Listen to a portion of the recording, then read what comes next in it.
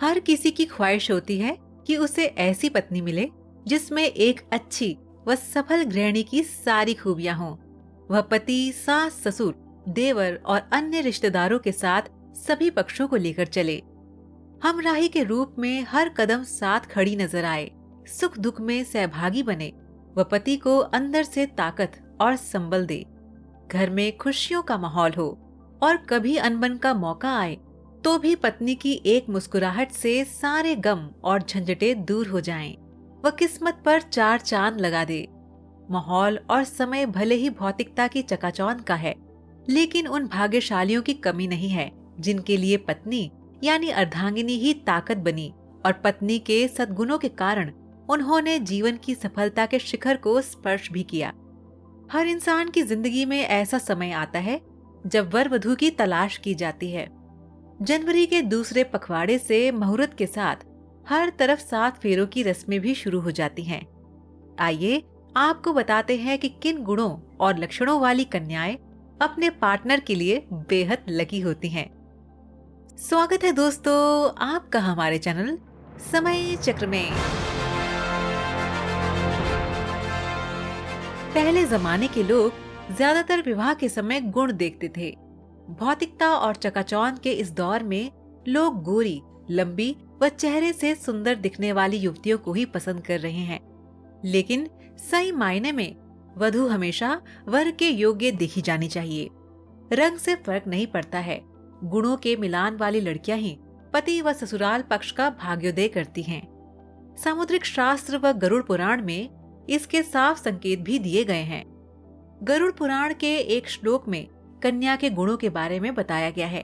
इसके अनुसार जिस व्यक्ति की पत्नी में ये 4 गुण हो, उसे खुद को देवराज इंद्र यानी समृद्ध और भाग्यशाली समझना चाहिए। इन गुणों के प्रभाव से उसे पैसों की कमी नहीं होगी और सुख हमेशा रहेगा। ये गुण इस प्रकार हैं: सा भार्य या गृह दक्षा, सा भार्या या प्रियम वदा, सा भार्या या प्रतिपाणः, सा भार्या या पतिव्रता।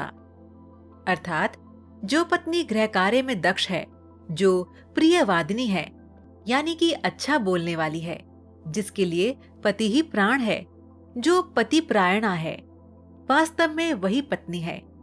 गृह कार्य में दक्ष यानी घर संभालने वाली, घर के काम में पारंगत हो, जो मधुर और धीरे बोलने वाली हो, बच्चों की जिम्मेदारी निभाए, संस्कार दे, अतिथियों और परिजनों का सम्मान करे, वह पत्नी ही श्रेष्ठ मानी गई है।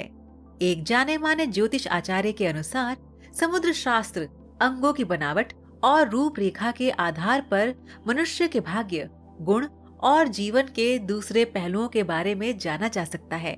जिन कन्याओं का चेहरा अपने पिता के चेहरे से मिलता जुलता हो, वे बहुत ही भाग्यशाली होती हैं। इन्हें जीवन में हर वह सुख मिलता है जो वो चाहती हैं, और इसके विपरीत माता से मिलने वाला पुरुष भाग्यशाली माना गया है। जिन कन्याओं का चेहरा गोल, मांसल, चिकना और आकर्षक होता है, वह किस्मत वाली होती हैं। जिन युवतियों का शरीर आगे की तरफ हाथी की तरह उठा हुआ होता है, वह सौभाग्यशालिनी होती है। ये पति के लिए बेहद लकी होती हैं। जिन लड़कियों का ललाट समतल और सिंदूर लगाने वाला स्थान कुछ उन्नत होता है, वे सौभाग्यवती होती हैं।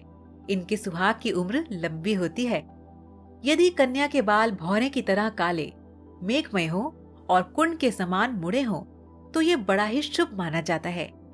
बाल चिकने, कोमल और मुलायम होना भी उत्तम कन्या की पहचान होती है।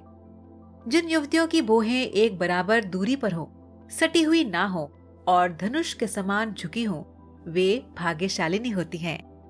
जिन युवतियों के नेत्र कमल की पंखुड़ी के समान और उनके बीच का स्थान दूध के समान सफेद हो, ये कन्याएं पति के लिए भाग्यवर्धक होती हैं।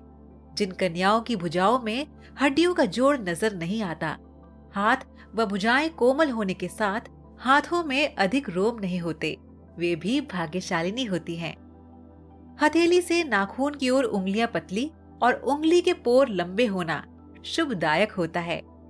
सामुद्रिक शास्त्र के अनुसार जिन कन्याओं के पैरों के तलवे लालिमा युक्त और चिकने होते हैं, वे लक्ष्मी के समान होती हैं। पैरों की उंगलियां कोमल और आपस में सटी हुई हों तो भी शुभ होता है।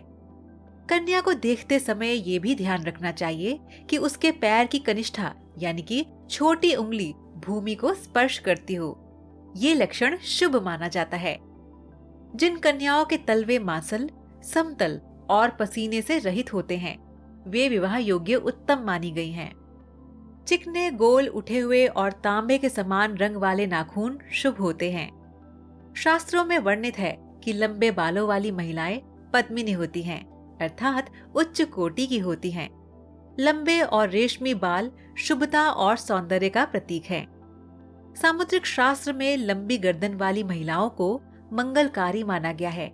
कहा जाता है कि जिन कन्याओं की गर्दन लंबी होती है वे ऐश्वर्यशालिनी होती हैं। इनके पास संपूर्ण वैभव होता है। इनके रहते पति को कभी भी पैसों की कमी नहीं आती।